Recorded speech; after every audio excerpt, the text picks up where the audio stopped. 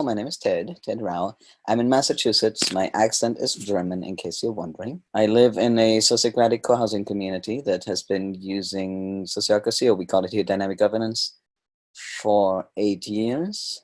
I am trainer, consultant, coach for Sociocracy, and co-founded with Jerry Koch Gonzalez the nonprofit Sociocracy for All, that is a membership organization doing training and offering resources. And we have now, I think, more than 130 members worldwide. This is a really exciting movement because it's so everywhere.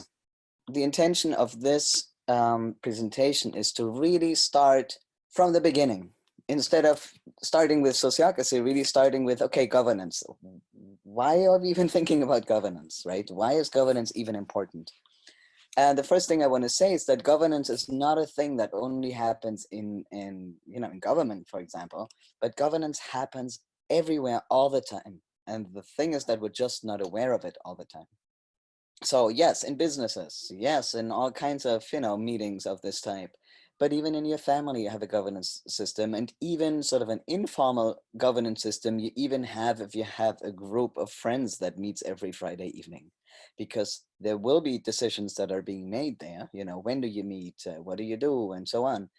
And then there are all the micro decisions that you go along with, you know, or maybe decide about them intentionally, would be unusual, but there is something in place, like who speaks how often and so on, right? So typically those governance decisions are informal and not with a lot of intentionality, right? We don't talk about in our group of friends, okay, how we're going to manage this, who's going to call the shots here, right?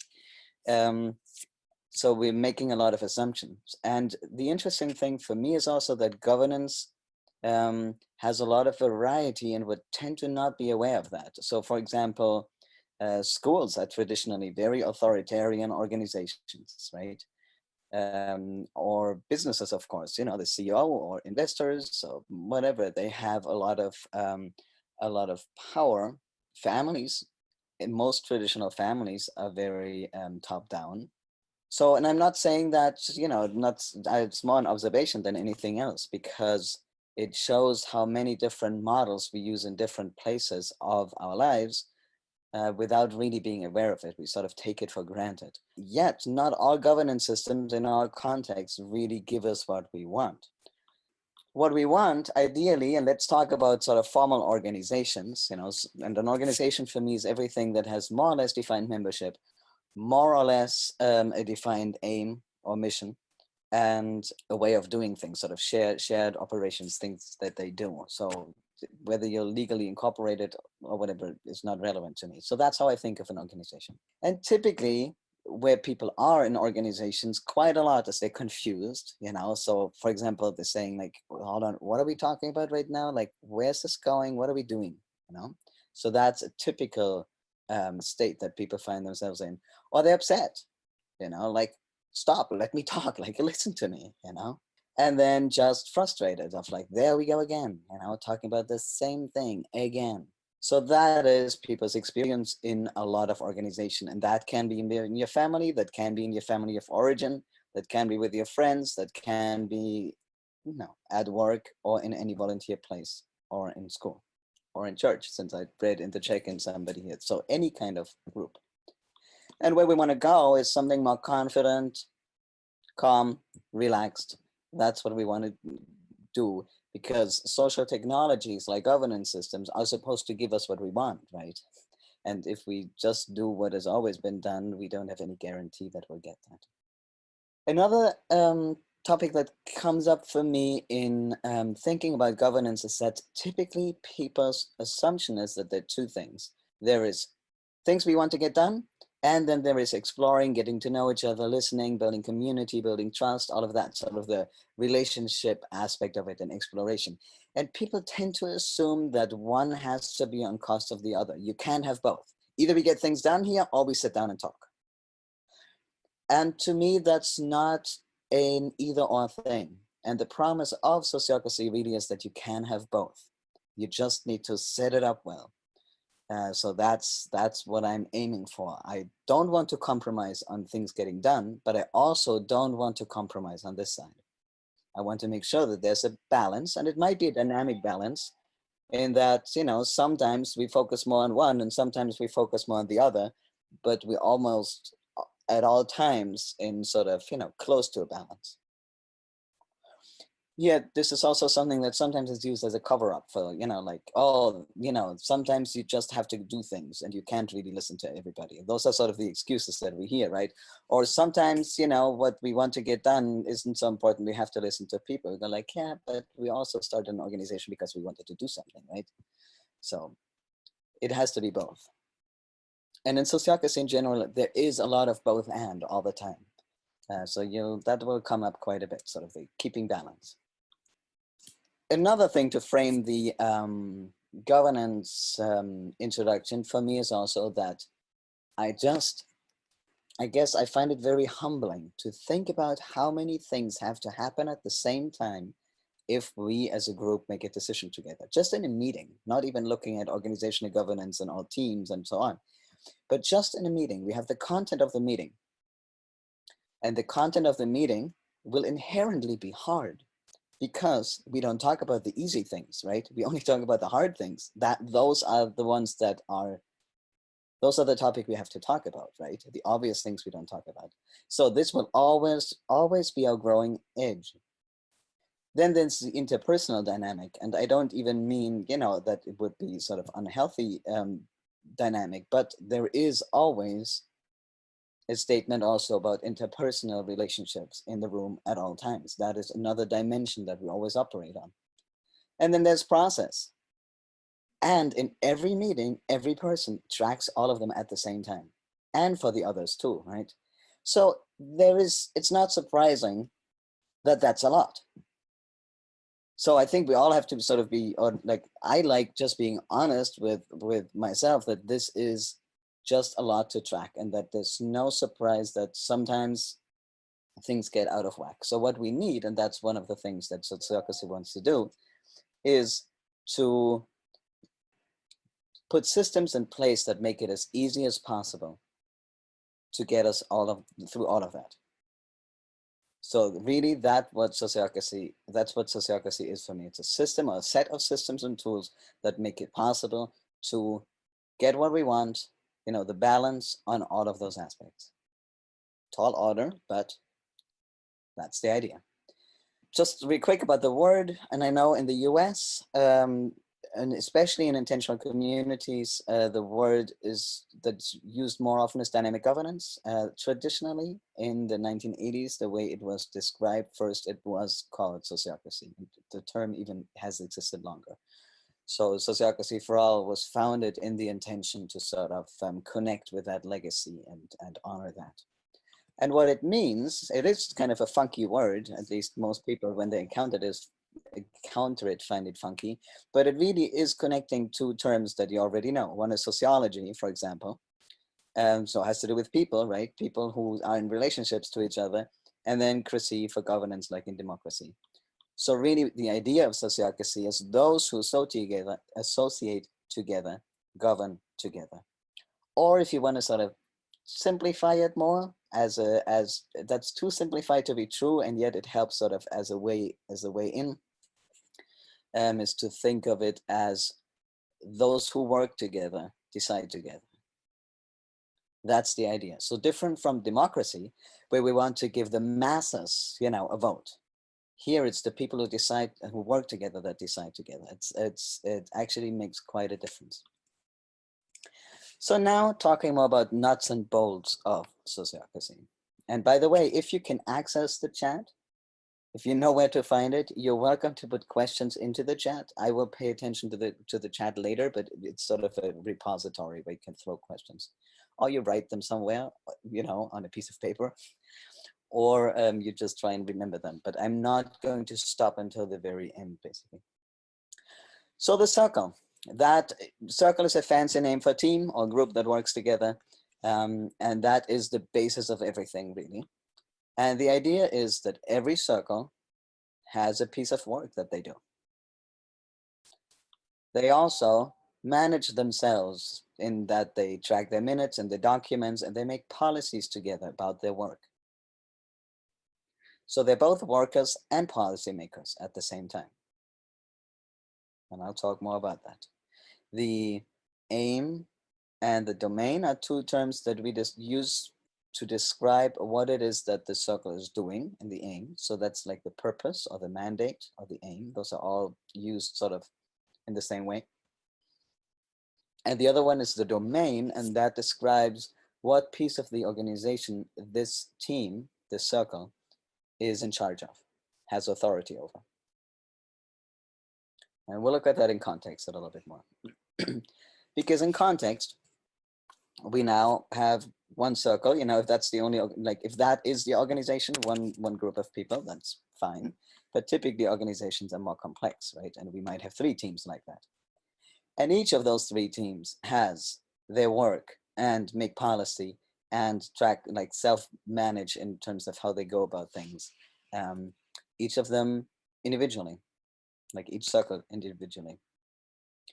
And as a very simple example, and I know it's a little too simple maybe, but it works because everybody understands it pretty much instantly, is let's say this is an organization that is running a garden together. Then these people might be in charge of planting and harvesting. These people might be in charge of infrastructure, like for example, irrigation and fences. And this group might be in charge of sort of running the organization in terms of, you know, membership and welcoming people and so on. Okay, that's in order to run a garden together as sort of a community garden project. That's what I see would be needed. So then the interesting thing here is, and that's, I have to underline that really a lot, because that's typically what people miss when they hear about sociocracy. I should have written these down, these examples. So this was gardening and harvesting, right? Any decisions about how planting and harvesting happens is decided in this circle, even though other people might be planting and harvesting too.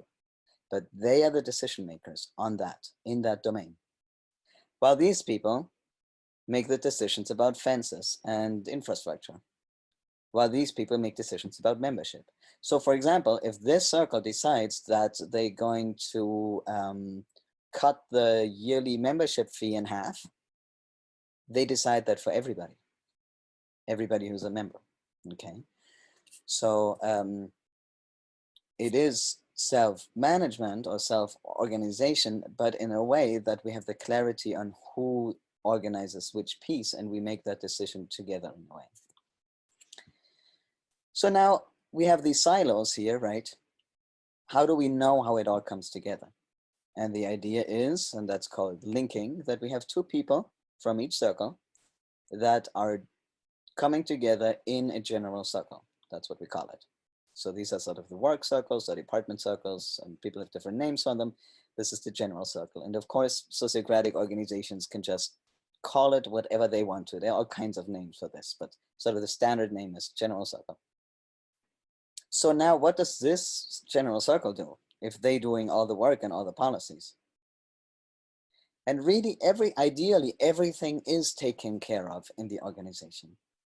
And all they have to do is make sure that information flows in all directions. So they will tell each other what they've been up to in these circles. And then another one is supporting each other. So let's say this circle is struggling because for whatever reason, there's a big argument or, you know, big disagreement, or people are dropping out or whatever. Then those 2 people will have support from their peers, because we don't want anybody ever be left alone in the rain. So they will have support. Another thing that that is in this general circle's domain is to decide who decides. And that's, you know, that's kind of a meta kind of thing. Yet we need that because we might find ourselves confronted with a topic that doesn't have a place yet, or it's not quite clear where something is going to go. So for example, let's say this circle was planting some sort of plant that is wrecking the fences. I don't know if that's a thing, but that's the example that just came up for me. Let's just assume that's a thing. Maybe it's too heavy or whatever, you know. So now these people would complain, and then it would end up here. And then what would happen would be that this circle is sort of a platform where that can be talked about. But ideally, they wouldn't make a decision, at least no top-down decision. You know, they might come to some sort of recommendation. But ideally, they would decide who decides. Like they would make sure there's alignment, you know, everybody has understood each other. And then they'd say, okay, now, you know, go back in your circle with that information of what the impact is on this circle. And they might then make a different decision next time about what they planned. So that's the idea. And ideally, just to give you a taste of what this looks like in practice, when the general circle is on things, so they're not, you know, they're not asleep and missing things, but they have a very small agenda because there's hardly anything to do. That means everybody's doing a good job. Because ideally, this is like a machine, sort of like a decentralized machine where everything is just going its way in a decentralized way. There is also the mission circle. So the general circle and the work circles are very much operational. They take care of stuff, make happen whatever needs to be made happen.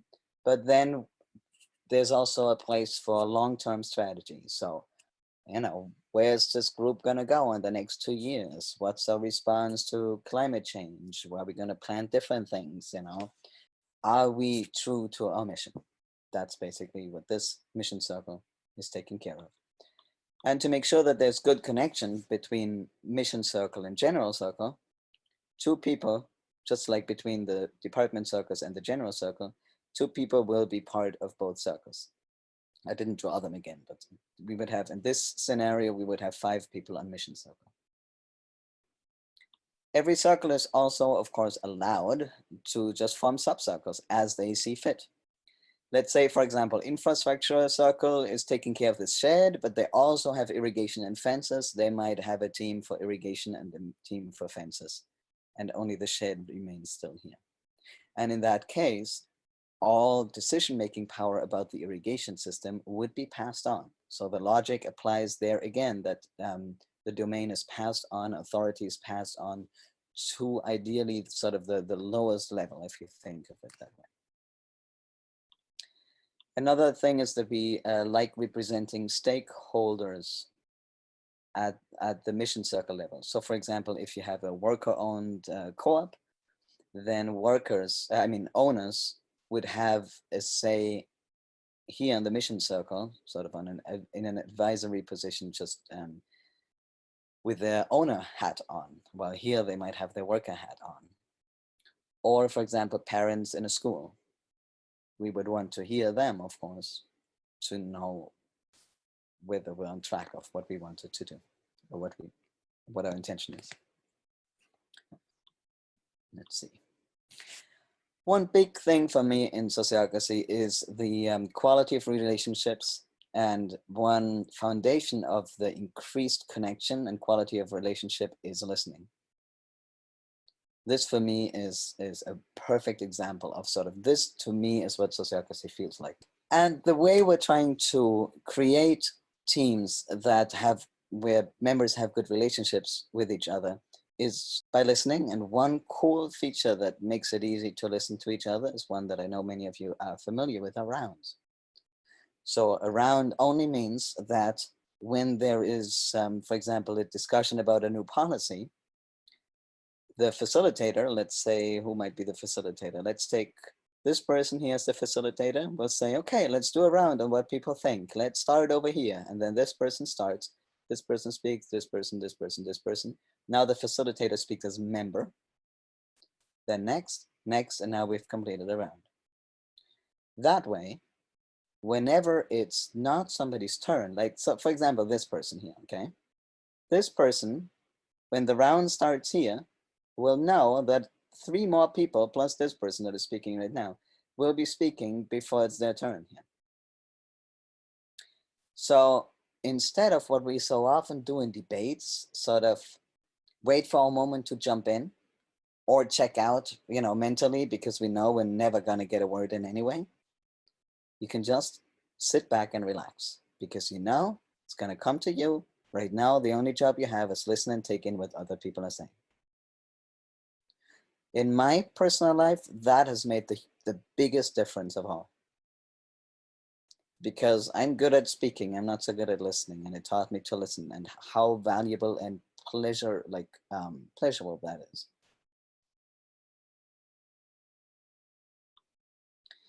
The decision-making method in sociocracy that we use is called consent. Consent is well defined. We know what consent is, and it's slightly different from consensus depending on how you define consensus. But I'm not going to talk about consensus here because there's so many different versions of it. Consent is very clear. Consent means if you have an objection, it means you think that a proposal will harm the aim. So remember, every circle has an aim, the description of what they are trying to do together. The reason you showed up, basically, you like the people and you want to work on this thing. So if now a proposal is harming this very thing, this project, this aim that was bringing you there, then you would have to object and say, hold on, this is not good enough yet. We have to work on this because right now I'm worried we won't be able to do what we intended to do. That's an objection.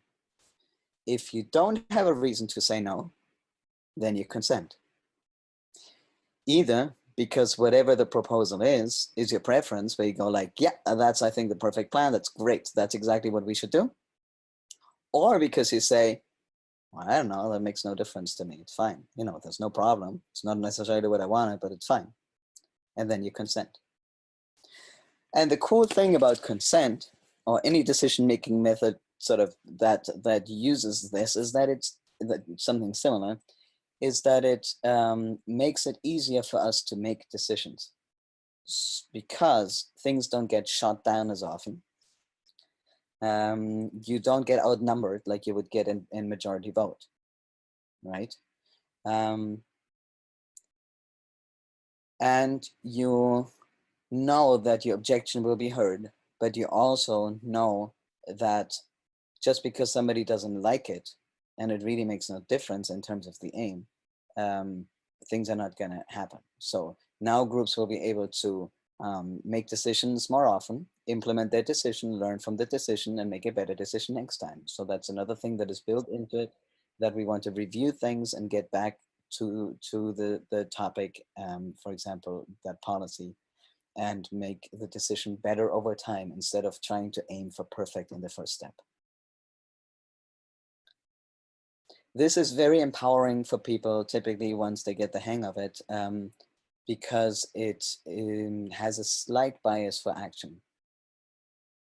Because somebody would have to find an objection to stop you from doing what you want to do. And if somebody does have an objection, it is taken seriously. So that's the other side. So that's balance between group need and individual need is what's sort of in consent.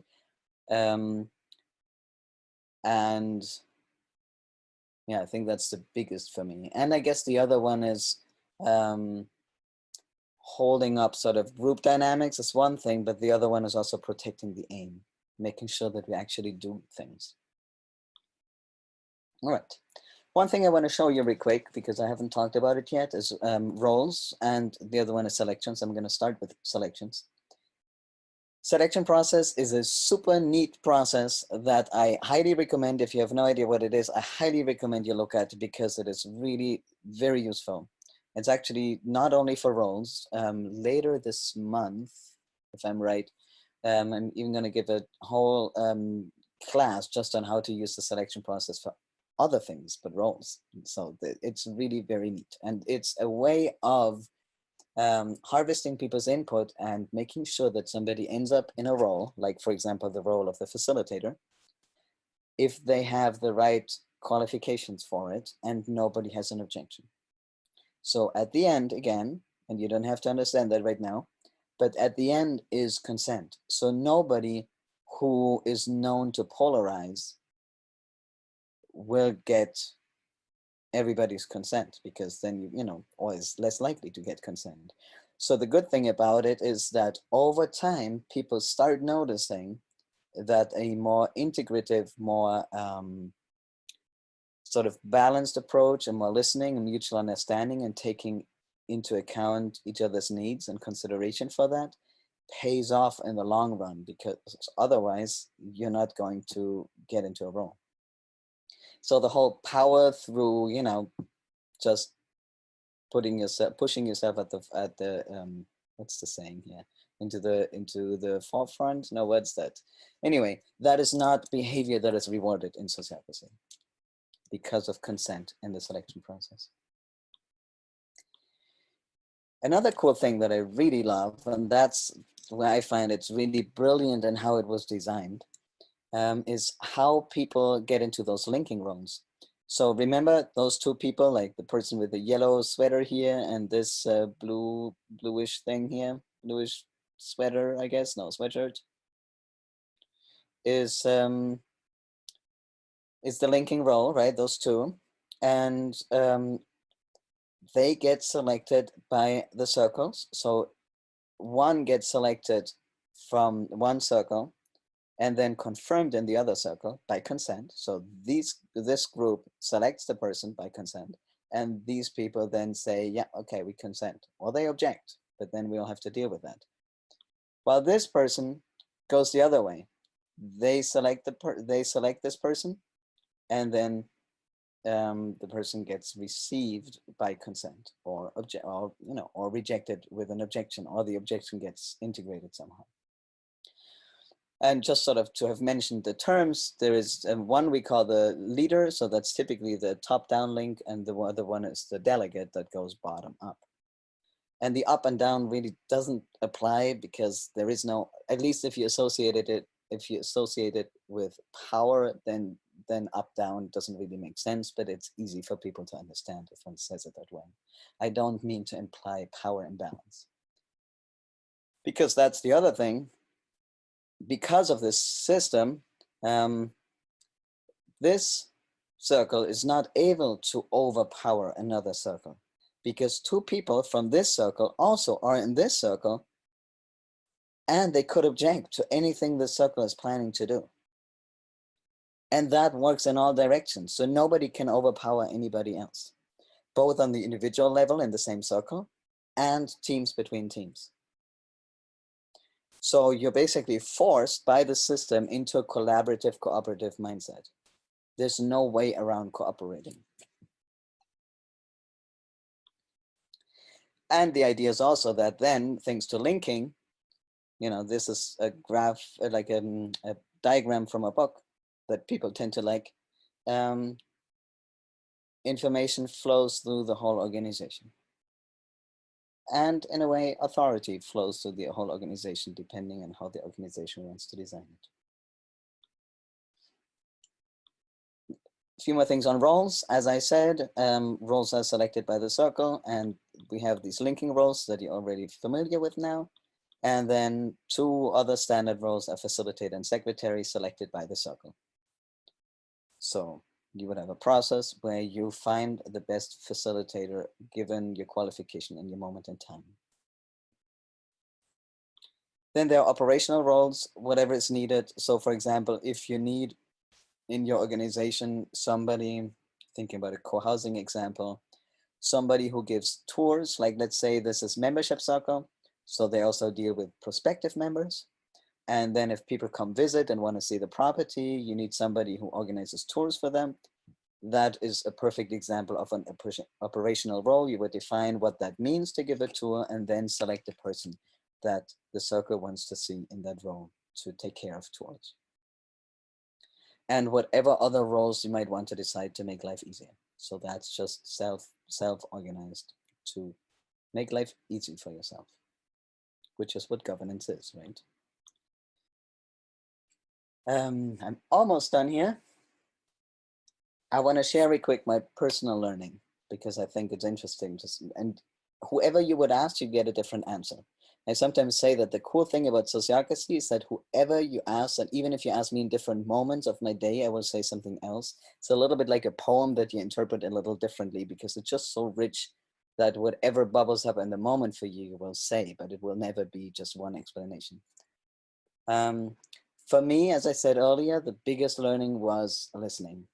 and just the respect and I guess celebration of just other people's experience and other people's ideas and wisdom. That's pretty awesome, I have to say. Just and with that comes the trust that in the strength of the team, that we can figure something out together, and that I don't have to fix it and I don't have to have the idea, because I can trust more that something will come up. And another thing that I haven't emphasized here as much is availability for feedback. Learning how feedback is something that you can learn from. And that is also necessary to learn from, because it is what helps us steer, because feedback's typically sort of out there in the world is interpreted as, somebody did something wrong or somebody did something right. And the framework that we use in Sociocracy is more around things will happen. That's one thing. Things are complex. There's no way you can predict everything. We're also beyond right and wrong in terms of morally right and wrong, like there's just too many different factors.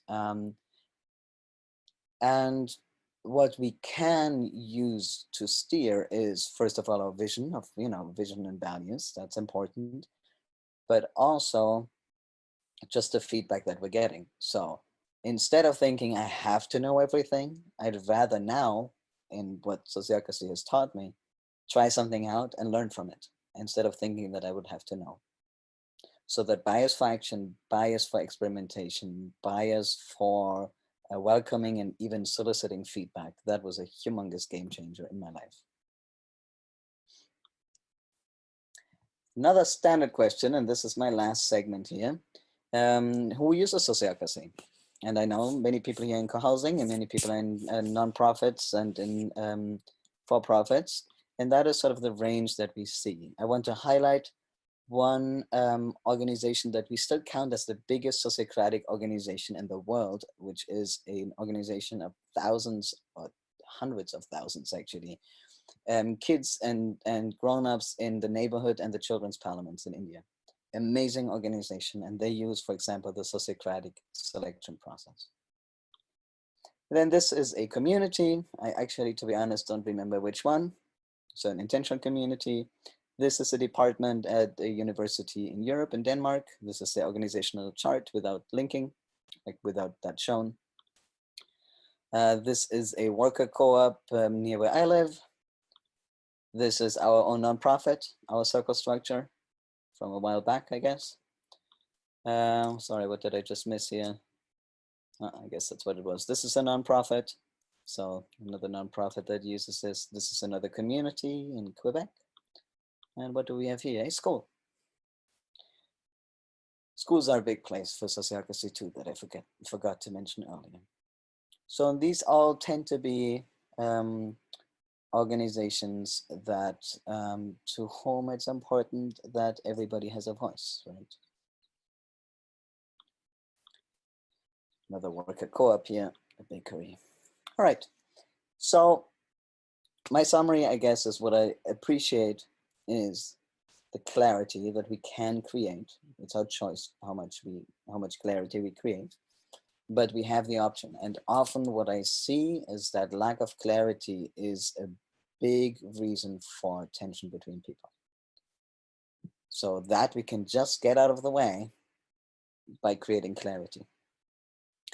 I love, and I've already talked about that, the authentic connection, thanks to rounds and small groups. Because it's really hard in a group of 40 people to relate and have like a meaningful connection with each other.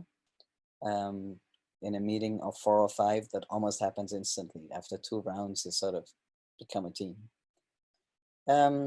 And then there is the feedback versus decision making that makes it very strong. I've already talked about feedback, and we tend to separate that out from some groups make decisions, okay, in a small group, but they can get a lot of feedback from all, like, all within the organization, even outside the organization. Whatever feedback or input they need, they can get and fold that into their decision-making process.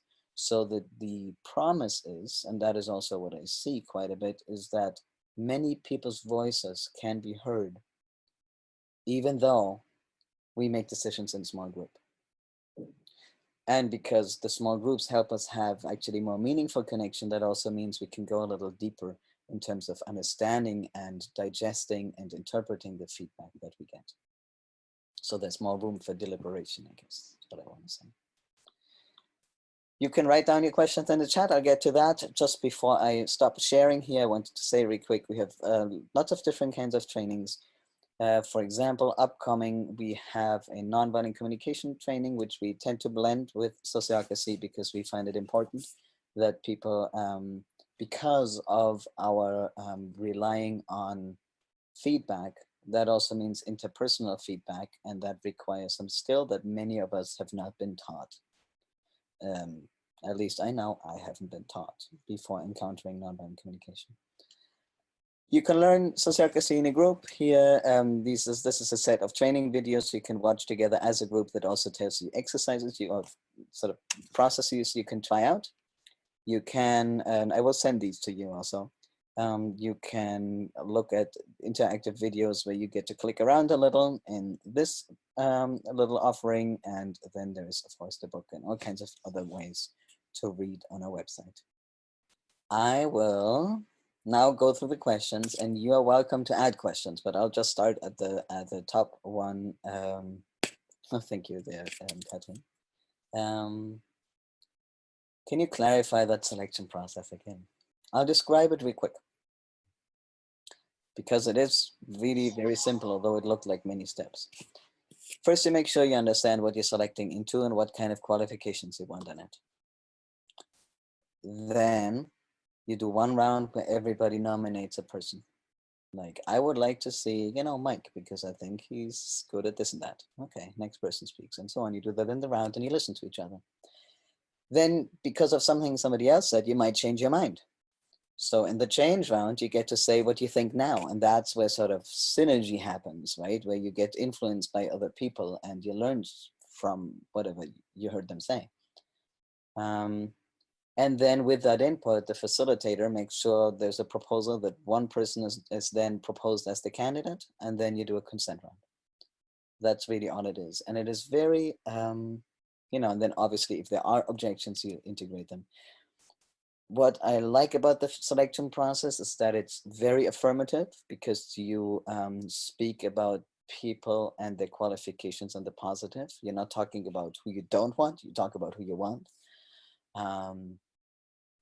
It's typically a very sweet way of giving people feedback. Many people get more positive feedback than they ever thought they would. And it's a way to lift people into key positions based on their strengths and based on their strength, and not how extrovert or out there or sort of how much status they have and so on. So we see that people, it's not the typical suspects that get selected in this kind of process, which I find very refreshing.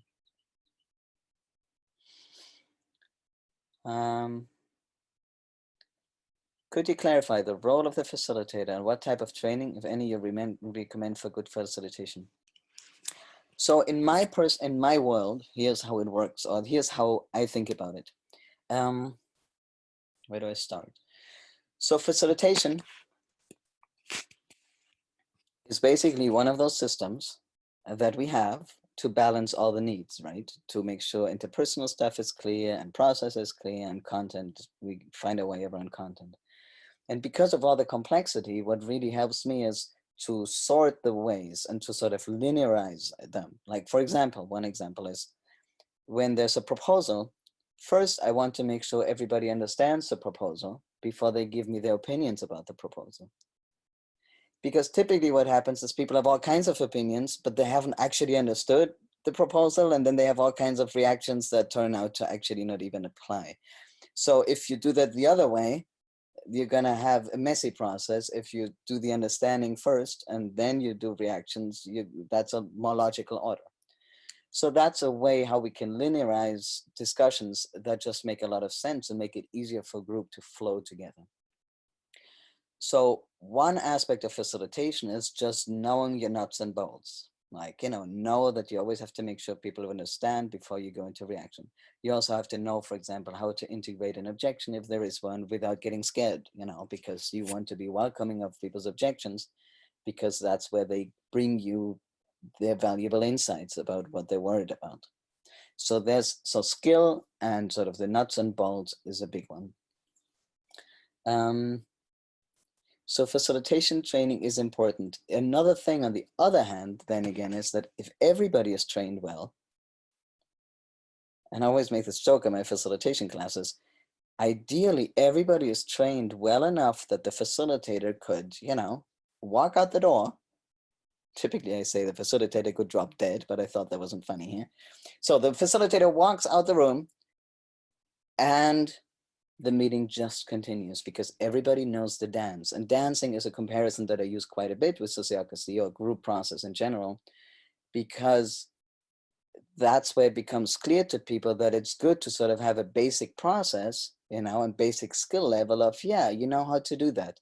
And then you can improvise. So it's not about giving people just one way of doing it, but it's giving people the basic tools so then they can go play. And that's how I look at facilitation. So facilitation training is super important, and really, really something where groups can invest into getting a few of their key people trained, where everybody will benefit from it. I'll go to the next question here. Is it the same selection process for the leader and delegate? And does the leader nominate the delegate? Okay, hold on. Let me understand the question. Yes, it will always be the same selection process for the leader and the delegate. It can, depending on the organization, change who selects. Remember, there was the parent circle and the child circle, so to speak. One is selected here and received here. One is selected here and received there.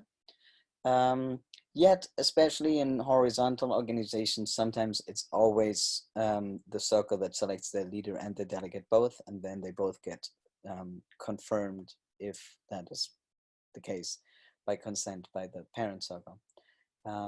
So no, the leader does not nominate the delegate. They both get selected by the circle. Maybe you were thinking no, I don't know what you were thinking. Maybe the facilitator. That's something that sometimes trips people up, that we separate the facilitator and the leader into two different roles. Can be held by the same person, but at first they are separate roles because they require very different skills. All right. Other question, and if you find the typing tedious, this is a good moment then to also raise your hand and unmute and speak. Here's a question. When you mention role qualifications, do you mean the role responsibilities or the qualities needed to fulfill the role? The latter. So we define by qualities that we need in the role. In roles, sometimes the responsibility, it's the skills needed and what kind of person we want to see in that role tend to blur a little. But that's not a dramatic thing in my experience. Is there a specific process to manage conflicts inside Sociocracy? Yeah, one thing I want to say about that is that the good thing about Sociocracy is that you always have your support system basically built in. Because, for example, every circle will have a parent circle, except for the mission circle. So, but every other circle has a parent circle that they can go to. And that is a big help. So you're never on your own. Another thing is that we tend to, the way we tend to implement something that has to do with conflict resolution in its own circle. So for example, in my community where I live, we have a circle that's called Care and Counsel that, for example, offers conflict resolution as one of the things, mediation, that they do, and they sometimes also do that in between, like for circles. But here to sort of show my point of you always have a support system. There's just so many ways of how a circle can get help. They can ask an individual, they can ask in the whole organization, they can form a little subset of people that figure something out. let's say you have a situation where two very sort of opinionated individuals have a disagreement about what to do. You know, they can, instead of fighting it out between six and seven or seven other people, you could form a subset, like send those two people and a third person to figure out a proposal. You can form a sub-circle, you can ask the parent circle, ask a sibling circle. So there's a lot of support already there. Another thing about the question here is that from the value base, like coming from the value base, the closest to sociocracy are restorative practices. And for example, things like nonviolent communication. They are the, hold on, they are the, because of their commitment to feedback and mutual understanding and sort of beyond right and wrong kind of thinking, and instead a strong relationship-based approach, those are the closest, so they often get combined. Yeah, and what about toxic people? Okay, I'm going to read the question here. What about toxic people? Those, for example, who tend to be dominating, manipulative, who in spite of being exposed to the principle of sociocracy do not seem willing or able to work within it. So there's two answers for that. My preamble is, before I say my two answers, that I am aware that we all, or I assume that we all have been harmed by having grown up in a coercive system.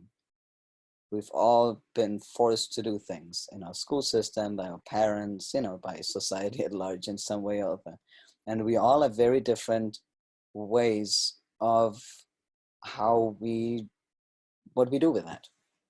Some people, for example, seem to be in a chronic state of rebellion. No matter what happens, they will rebel, okay, because of that experience. Other people tend to have sort of a very submissive way, you know, they're sort of basically caved in into that dynamic. So those are just two typical ways that one sees. So that's one thing. So yes, toxic people, you know, might be carrying that trauma, expressing that trauma that we all have to some extent in a particular way. That said, I don't think an organization is a self-help group. So I think rounds, for example, hearing each other, for some people that is enough to over time ease into, oh, maybe I'm heard here after all. And then you would see less of that toxic behavior. For some people, I think, as I said, an organization is not a self-help group and not therapy. For some people, I see it's not enough. And yes, there is a way in sociocracy to let people go of a circle. So that is basically a consent process in its own. And yeah, I've seen that happen. So, and you need to keep in mind on that as we want to protect the aim of the working group. If somebody is so hard to work with that a group that came together to work on an aim can't get anything done, then that's a problem, right? And then if you've used up all, like if you've made use of all the other resources that you have and all the other ways of dealing, and you didn't get anywhere, then that is the last resort, getting rid of somebody. In your experience, what are the first steps to implement sociocracy in an organization operating under a traditional structure governance management system? What are the first steps? So what I see, there's sort of, seeing that's where you either get me in an optimistic moment or in a less optimistic moment. I guess I'll give you both answers because I don't even know what moment I am in right now. My optimistic answer, no, let me start with my pessimistic answer. My pessimistic answer is, I don't think you do. I think that in some organizations, the hierarchy is so ingrained that I'd rather start a new organization differently and sort of replace, let's just outnumber them. Okay, that's one approach. My optimistic approach is that you can turn things around if there's a lot of willingness and curiosity on that. And then the first thing you can do is start rounds, for example. And there are, sociocracy is a free system. So you do what you do, and nobody can tell you what to do or not to do. And I always emphasize that sociocracy in itself is not a value. So, don't walk around saying we have to do sociocracy and we have to do this because that is what sociocracy says we have to do, So don't do rounds because it's sociocracy. That's not a good enough reason, right? If you want to do rounds, then what you could say, without even using the word sociocracy, because I know that's a trigger thing for people. If something is a system, they don't want it. They go into the rebellion thing. That's what we talked about earlier. I see that all the time. Where was I? So yeah, if you want to introduce a round, for example, you could say, hey, I have an idea. How about we all speak one by one so everybody can hear from everybody? Very simple. How about we move ahead with this unless somebody really has a reason not to? That's consent. How about we put this group in charge of that and we check in with them from time to time? That's a way to implement a circle.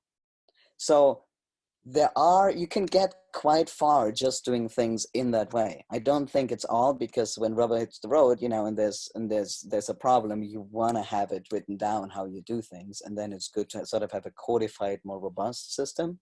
And yet, as a first start, warming people up to the idea, that's a good idea. When a proposal doesn't pass, how many times can it be reworked and proposed again?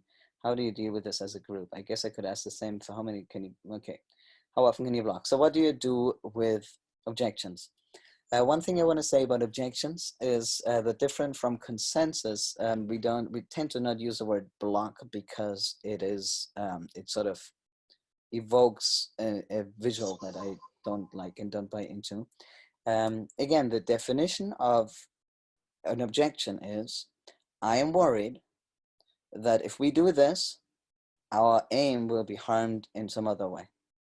So there will be a negative side effect. So basically what the person is telling you is, I care about our aim and I want to make sure we can do it. That's what they're saying, right? So really, if you look at it that way, objections are really expressions of care for the circle and care for the aim.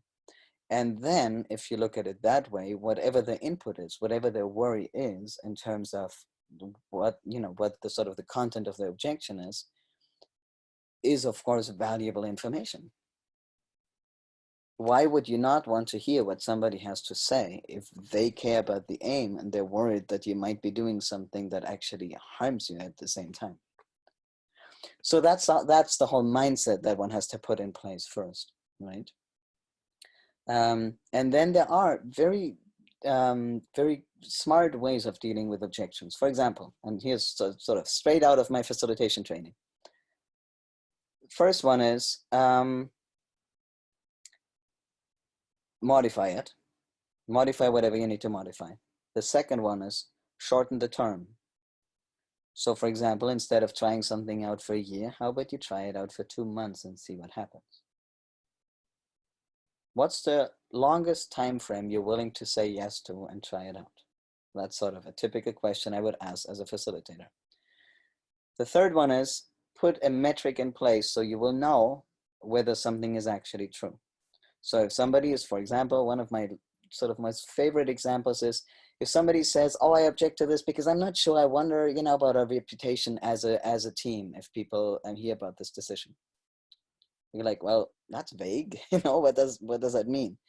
And what you can do is put something in place of, okay, so tell me exactly how we would see that would be the case, and then let's pay attention to that. Let's put a system in place so that if anything happens to our reputation, we will hear about it first. And that way, you can pay attention. You can try it out for 2 months, pay good attention, and it's a win-win for everybody. Because after all, that objection might actually be true. You don't know. What if someone thinks action is unnecessary? If it's unnecessary and has no harm, there's no reason to object. Because why not do it? If it costs a lot of money or creates extra risk, then that is the basis of objection, and not whether you think an action is unnecessary. Because we've changed the question. We don't ask, do you think we should do this? We ask, do you think there's a reason not to do this? So just in that, that's a good example, if somebody thinks action is unnecessary, to how we've changed the question.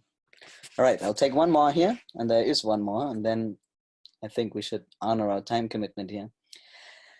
Are there situations where the facilitator should not act as a member? For example, when the organization is facilitating a meeting, but you're also an active member of the committee. I've heard it's best not to act as a member and be neutral in these cases.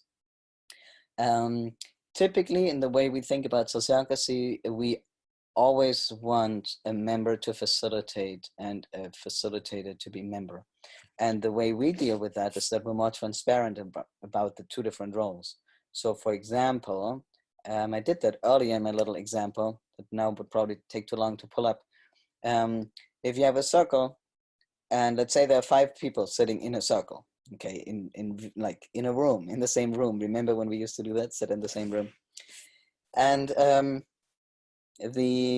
so I'm facilitator, and I don't start the round with the person next to me or with myself, but I start across from me. Then by the time the turn comes to me, I will simply be able to speak as a member. Or if for whatever reason you didn't do that, what you can do is, sort of have I don't figuratively have 2 different hats. Like say, I as a member think this and that, and then you're free and you're entitled to your own opinion. And then you can sort of have a little pause and say, okay, as a facilitator, I think we should now move towards a decision. If you don't separate those 2 roles in a clean way, I hope that your circle members will give you feedback, because that's the other safety measure, is everybody's responsible to give feedback. If somebody didn't think you did that well, they can tell you that. And then you all learn over time how to do it in a more clean way. But to me, wanting to be a circle member and being the facilitator is not mutually exclusive. It can be done. It requires some skill and some trust. I would love for you to leave a little bit of feedback in the chat if you want to. It can be as simple as thank you or whatever you would like to say that would have made this work better for you. And beyond that, you're very welcome to unmute and say bye-bye before you go, so that at least we have a sense that we heard something from you.